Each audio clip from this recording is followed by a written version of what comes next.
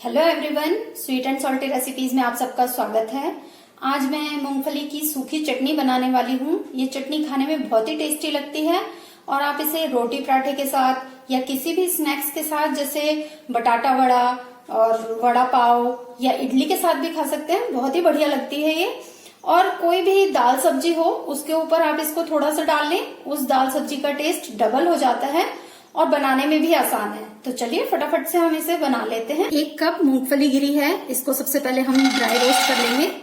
Flame को हमें लो to medium या मीडियम ही रखना है। मीडियम फ्लेम पर ही आप इसको रोस्ट करें। अगर हाई फ्लेम पर करेंगे तो मूंगफली एकदम से जल जाएगी और अंदर से कच्ची रह जाएगी। अगर मूंगफली अच्छे से नहीं भुनी होगी, कच्ची रहेगी अंदर से, तो इसका टेस्ट अच्छा नहीं आता। तो इसलिए इसको अच्छी तरह से हमने भूनना है, अंदर तक ये भुन जानी चाहिए। इसे हमें तब तक रोस्ट करना है जब तक कि इसका जो ये छिलका है ये आसानी से उतरने लगे।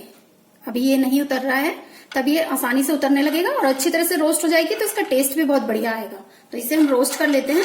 मूंगफली हमारी बढ़िया तरह से रोस्ट हो चुकी है। बहुत हल्का सा इसका कलर चेंज हो गया है, ज्यादा डार्क नहीं करना है, बहुत हल्का कलर चेंज हुआ है। और अब इसका छिलका भी बहुत ही आसानी से उतर रहा है। ये देखिए बहुत ही आसानी से उतर रहा है। तो इसे हम एक बर्तन में निकाल लेंगे और इसे ठंडा होने के लिए एक साइड रख देते हैं। उसके बाद इसका छिलका अलग करेंगे। अब इसी पैन में डालेंगे 2 छोटे चम्मच तेल। आप कोई भी रिफाइंड ऑयल यूज कर सकते हैं और अगर आपके पास मूंगफली का तेल हो तो आप वो यूज करें, बहुत ही बढ़िया टेस्ट आता है। तेल को हल्का गर्म होने देंगे, फ्लेम मीडियम रखेंगे। तेल गर्म हो गया है, अब इसमें डालेंगे 1 छोटा चम्मच जीरा और इसे भून लेंगे। जीरा भुन गया है, अब इसमें डाल रही हूँ 10 से 15 लहसुन की कलियां हैं। इस चटनी में लहसुन का टेस्ट बहुत ही अच्छा लगता है। आप ज्यादा भी डालना चाहें तो ज्यादा भी डाल सकते हैं। इसको भी 1 मिनट के लिए भून लेंगे। 1 मिनट के लिए लहसुन को भी भून लिया है। अब इसमें डाल रही हूँ 10 साबुत लाल मिर्च हैं, ये मैं डाल रही हूँ। ये चटनी थोड़ी तीखी है, ये अच्छी लगती है, लेकिन आप अपने टेस्ट के हिसाब से मिर्च को कम या ज्यादा कर सकते हैं, या आप मिर्च में से बीज अलग कर लें, उससे भी तीखापन इसका कम हो जाएगा। तो ये 10 साबुत लाल मिर्च है, इसको भी हम भून लेते हैं थोड़ा सा। मिर्च को भी हमने भून लिया है, अच्छी तरह से भून गई है मिर्च भी। अब हम गैस कर देंगे बंद और इसमें मैं डाल रही हूँ 1 छोटा चम्मच कश्मीरी लाल मिर्च पाउडर है। इससे चटनी का कलर बहुत ही अच्छा आता है। ये ऑप्शनल है, आप डालना चाहें तो डालें या नहीं डालना चाहते स्किप कर सकते हैं। इससे सिर्फ कलर में चेंज आएगा, टेस्ट में कोई फर्क नहीं पड़ेगा। या आप जब हमने ये साबुत लाल मिर्च डाली है उस टाइम पर आप कश्मीरी लाल मिर्च साबुत है आपके पास तो उसको रोस्ट करके भी ले सकते हैं। मेरे पास नहीं है तो ये मैं पाउडर डाल रही हूँ।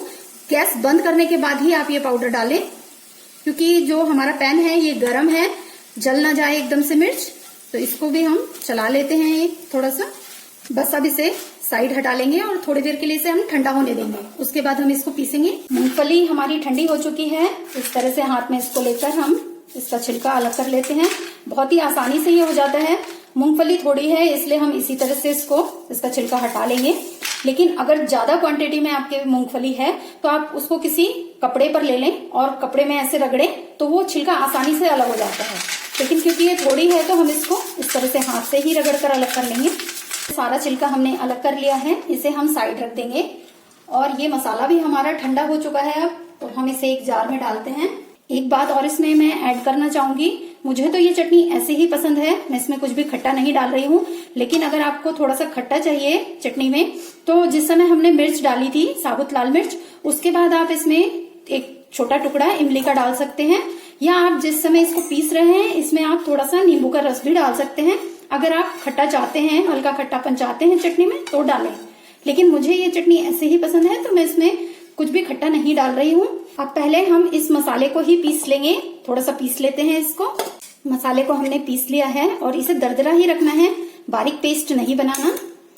तो इसे हमने पीस लिया है दरदरा। अब हम इसमें ये मूंगफली डाल लेंगे और अब इसमें स्वादानुसार नमक डाल लेंगे और अब इसको भी हम पीस लेते हैं। इसे दरदरा ही पीसना है, बिल्कुल बारीक ना करें। दरदरा रखेंगे तो बहुत ही बढ़िया टेस्ट आएगा। चटनी को हमने पीस लिया है, दरदरा ही रखा है, बहुत बारीक पाउडर नहीं किया है।